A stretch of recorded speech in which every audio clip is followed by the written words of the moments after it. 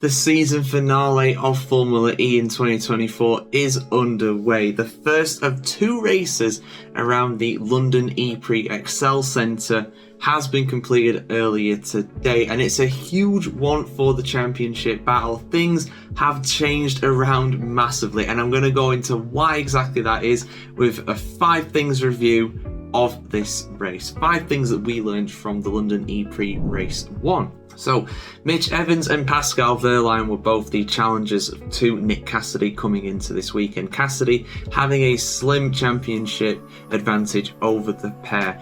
But Evans and Wehrlein both got off to a great start this weekend. Not only did they qualify pretty far up the grid, but Nick Cassidy qualified well down and out of contention for the win from his starting position. And, you know, even though eventually Cassidy would get into the points, it was not a straightforward event at all for him. There were some crashes further up the order. I think Cassidy started like P17, something like that. But there were some crashes further up the order. The likes of DaCosta, Hughes, Robin Friends all crashing out. But I tell you what, just as Cassidy was on the edge of the points, I think he was in P11 at the time, Jake Dennis absolutely got the elbows out. I mean, there were some really strong moves up and down the grid going into turn 1 during this race, and that was an absolute classy example of it. You know, I mean, if any of them qualify down the grid, it's not going to be a straightforward race for them. They are going to really have to battle through drivers that in theory have nothing to fight for other than pride, but pride is enough to make drivers absolutely go for it, and we saw it there really.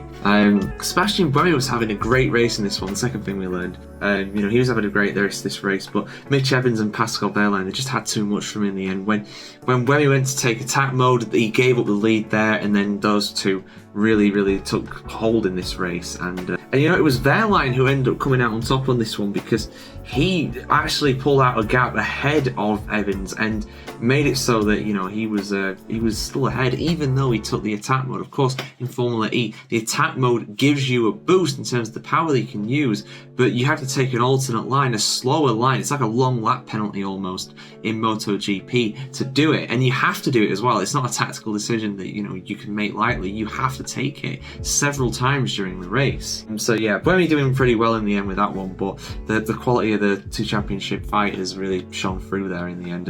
I tell you what, Max Gunther, the third thing we learned, Max Gunther, I feel so bad for him. You know, he was up into P2. He put a really good lunge on Evans to get second place, but some sort of mechanical failure, some sort of battery issue ended up ending his race with just a few laps to go. Heartbreak for him and the Maserati team. It looked like being a great result and a podium on the cards for them, at least, to be fair today, but was not to be in the end. But yeah, like I mentioned earlier on, Nick Cassidy ended up getting into the points, ended up in P9, which is a few points, and that could be vital in his championship challenge. But I tell you what, Pascal Wehrlein P1, Mitch Evans P2, a nightmare scenario for Cassidy. Cassidy coming so close to almost clinching the championship, pretty much anyway, not mathematically but realistically important. But that wide moment has really cost him now, because the 5th thing that we learn is that all 3 of these drivers go into the final race of the weekend on Sunday, and Cassidy is behind Wehrlein and Evans. Wehrlein on 180, Evans on 177, Cassidy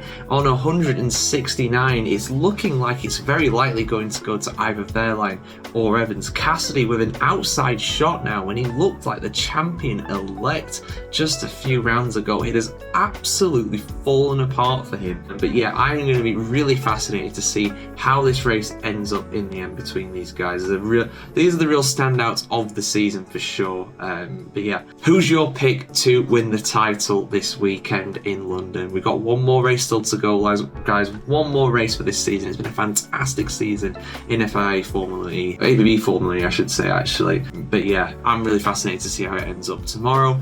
Let us know your predictions in the comments below, guys, as always. And of course, keep it subscribed to the motoringchronicle.com for much more content just like this.